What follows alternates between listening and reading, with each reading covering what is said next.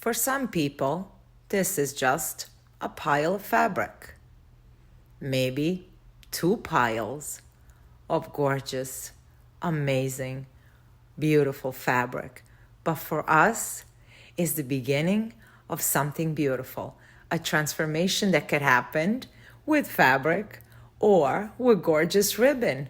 So I think you should come on over and check out our amazing workshop, because we like to take all these piles and turn them into gorgeous bows, gorgeous home decor, party decor.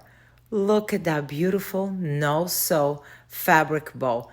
Tell me that that's not beautiful. And yes, those are double loops, our beautiful cherries. So I think you should come on over and take a look at our beautiful, amazing workshop that we are about to have. Grab your seat. Let's make some bows. See you in there.